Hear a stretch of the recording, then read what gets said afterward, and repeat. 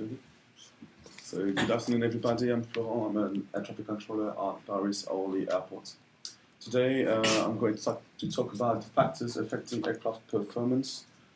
So every single aircraft never flies the same way twice, and this is due to many factors that are prone to basic things. So we'll have a look first at the basic factors, so temperature and altitude effects, for example.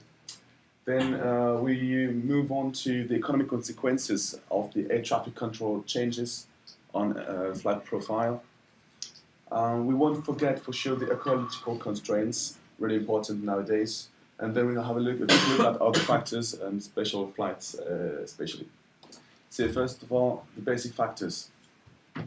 We will see the major parts of a flight. So first of all, takeoff and landing. I will regroup them because the factors are quite the same. Then we'll have a look at climb and at braking. So first of all, takeoff and landing. So first, let's talk about the adverse conditions while a plane is taking off. So the adverse conditions will be the high altitude runway, low pressure, the runway condition if there is ice on it, if the runway is wet, and so on. A tailwind also is really bad for aircraft while taking off and landing. High weight, high humidity, and high temperature are adverse factors for a plane taking off or landing. And now I will show you once the favorable conditions, and you can see clearly that it's the opposite of the adverse conditions, quite easy. So high pressure, downhill runway, headwind. Headwind, that's why we use every time headwind while taking off and landing. We choose direction, the magnetic direction of the runway with the wind actually.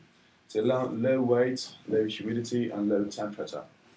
These are the favorable conditions, and as I said, they are the opposite of the adverse conditions. So that's why after I will talk only about the adverse conditions. Now let's move on to climb. What's favorable for climb? The best plane for climb. So adverse conditions are the higher than standard temperature.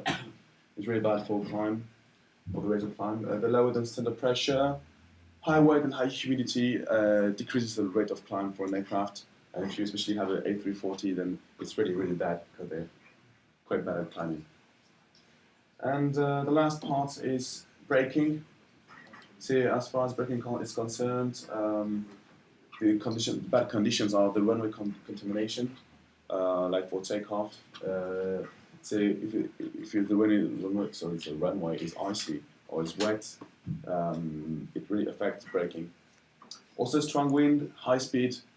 You need to get a really controlled speed to have the best braking, and also high weight is quite bad. So, for example, that's why aircraft have to jettison if they need to go back quickly to the field because of a bird strike or something. They need to have the lowest weight they can have for the best braking. So here is quite a little summary of the main factors affecting aircraft performance.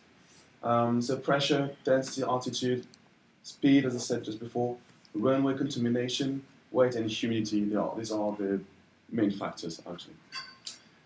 Now let's talk about the traffic control itself. So the economic consequences of the air traffic control. So first of all, what does a flight profile includes to be economic? So first of all, on the ground, when the plane is on the ground, as air traffic controllers, we try to avoid delay because, of course,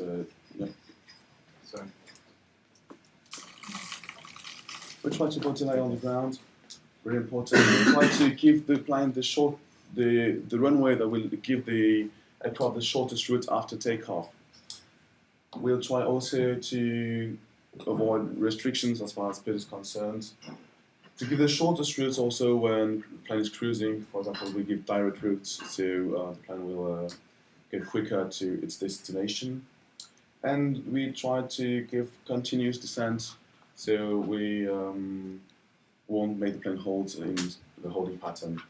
So that's our job. We're trying to do this as much as possible, but for sure sometimes we can't do it.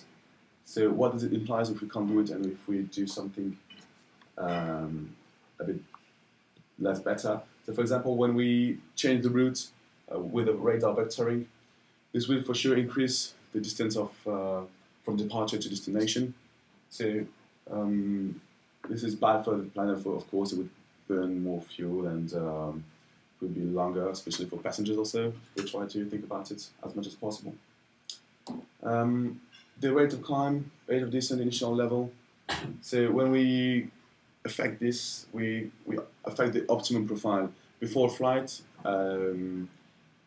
pilot is calculating all the its optimum flight, so the optimum profile of the flight, the optimum levels of the flight, and that will give him the more efficient flight. So as far as fuel is concerned, as far as time is concerned, time of flight is concerned, and so on.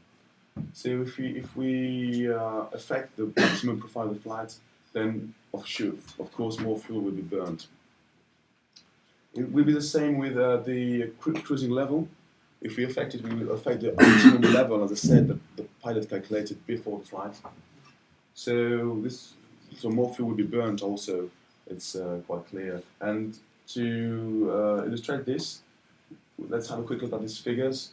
So if we give, for example, a flight level 4,000 feet below the optimum flight level of that the pilot calculated for the flight, the plane will lose 4% in range. It's quite huge actually to lose 4% in range, and it will cost lots of money for the company, but we're trying to do our best to give the optimum flight level. So that's the job for our colleague from ACC. And speed restriction also, if we restrict speeds, then we'll give lower speed, and more fuel will be burned if the speed is lower, and as the speed is linked to the flight level, then if the speed is not the right speed with the right flight level, then more fuel will be burned. So that's it for the air traffic control. Now the ecological constraints. It's more and more of an issue nowadays, really important. And especially we talk about the noise abatement procedures, because at all the airports we have lots of noise abatement procedures. First of all, the minimum descent altitudes. So we have to, so the planes have to make kind of continuous descent, and they have to start the descent at a spatial altitude, not to fly over spatial areas. Also, at all the airport, for example, there are 3 runways, and one of them we can only use it 4 hours a day because of houses all around the runway. Specific types of plane, for example, the old Russian Ilyushin. This kind of aircraft aren't allowed to fly to some airports in France. Defined hours of curfew at Orly, we can't have a plane between 11:30 and 11:30 p.m. and 6 a.m. Because of noise problems. And also, sometimes, for example, at Toulouse, as William said to me, so planes need to reach specific altitudes at defined points. And all this is due to noise abatements. That's quite huge to me. And now the last part, some other factors. Let's have a quick look at military flights, for example. So whenever a military flight is coming to your airfield, you need to reserve a block of airspace for it. You need also to, with special aircraft, they can occupy the runway more than expected because it's a special plane. And also there are different separation standards between the military aircraft and military control than with civil control. So we need to pay much attention to these flights and also to deal with this and our commercial traffic. Also really difficult to deal with commercial traffic and calibration aircraft. It's called Calibra in France, ATR-42 or Beechcraft, smaller aircraft. This plane also need a special block of airspace has a special priority.